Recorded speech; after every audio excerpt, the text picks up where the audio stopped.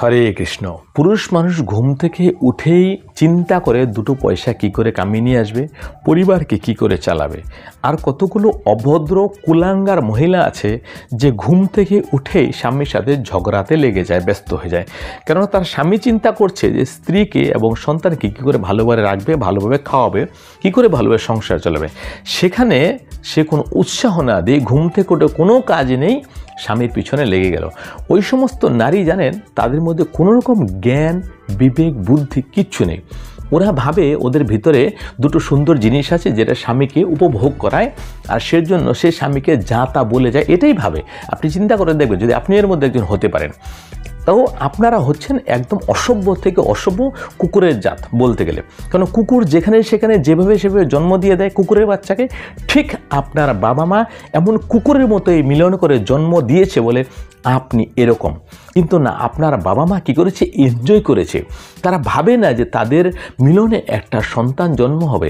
এবার আত্মা কিন্তু দেওয়ার মালিক ভগবান। আপনি যেই ভাবনায় মিলন করলেন, যেই কামনাকে, বাসনাকে, আপনার শরীরের তৃষ্ণাকে মিটিয়েছেন, তাহলে আপনার ঘরে এরকম সন্তান হবে। অর্থাৎ আপনি এরকম বাবা মায়েরই সন্তান। অর্থাৎ বাবা মায়ের অজান্তে, বাবা মায়ের এনজয়ের ফলে যে আপনি তৈরি হয়েছেন, আপনি সমাজকে এবং পরিবারকে এবং আপনার নিজের স্বামীকেও আপনি শেষ করে ছাড়বেন। কেন আপনার মধ্যে কোনো রকম ভালো গুণ নেই। আপনি বলতে গেলে একটা মূত্রতুল্য বা মলমূত্রতুল্য। কিন্তু যদি আপনি নিজের স্বামীকে মুখ দিয়ে, মন দিয়ে, বাণী দিয়ে সন্তুষ্ট করতে পারেন, তাহলে আপনি দেবতুল্য বা দেবীতুল্য হতে পারেন।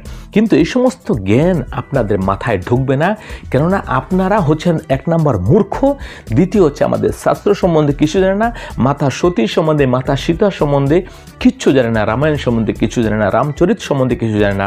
আমাদের সনাতন ধর্মে এত এত সুন্দর সুন্দর এক একটা নারীর উদাহরণ আছে, যেটা একটা চরিত্র যদি আপনি শুনে যান, তাহলে কিন্তু আপনার চরিত্র পরিবর্তন করতে পারেন এবং আপনার সন্তানের চরিত্র পরিবর্তন করতে পারেন।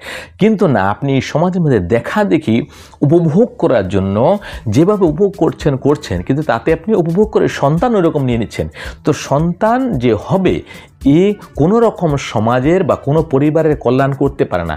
সে ঘুম থেকে উঠবে ঝগড়া করতে করতে, এবং কেননা এর দোষ কিন্তু তার না, সে এরকমই জীব।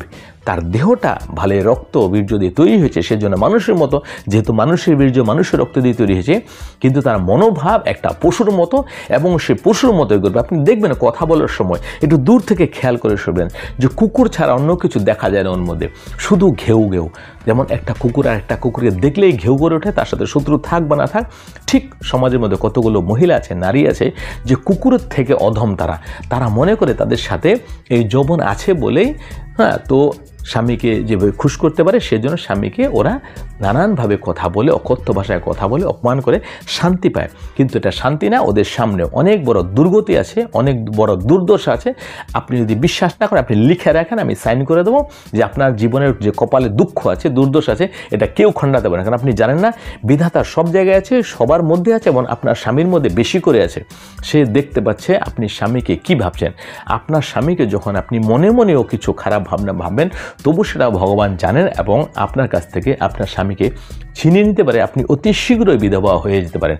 সেই জন্য যদি এই চরিত্রের মধ্যে আপনি থেকে থাকেন, এখনও নিজেকে শুধরে নিন, মাফ চেয়ে নিন, এবং দিন দিন আপনি একটু উপরে ওঠার চেষ্টা করুন। এবং যদি পারেন আমাদের মাতা সতী, মাতা সীতার চরিত্রগুলো একটু শুনুন, ওনারা কি বলছে, বা ভগবত কথা শুনুন, তাহলে হয়তো আপনার হৃদয় পবিত্র হতে পারে। হৃদয় পবিত্র না হওয়া পর্যন্ত আপনার কোনো উদ্ধার হতে পারে না, আপনি মনুষ্যত্বের মধ্যে আসতে পারেন না। আপনি যে কলিকাল, এই কলিকাল মানেই হচ্ছে কলহ করা। কলিকালে আপনি ঘুম থেকে উঠে কলির প্রভাব আপনার উপরে পড়ে যায়। কারণ আপনি ঘুম থেকে উঠে ভগবানের স্মরণ করেন না, স্বামীরকে প্রণাম করেন না, স্বামীর সামনে মাথা ঝোঁকান না, শ্বশুর শাশুড়িকে সম্মান করেন না, তাহলে কে আপনাকে দেখভাল করবে? কলি দেখবে। কলি মানে হচ্ছে কলহ করবেন, এবং আপনি তার পরিবর্তে স্বামীর মার পিঠ খেতে পারেন এবং অপমানিত হবেন, এবং অবশেষে আপনাকে আবার পাপ ভক্ষণ করতে হবে। সেজন্য সাবধান হয়ে যান এখন থেকেই। হরে কৃষ্ণ, হরে কৃষ্ণ।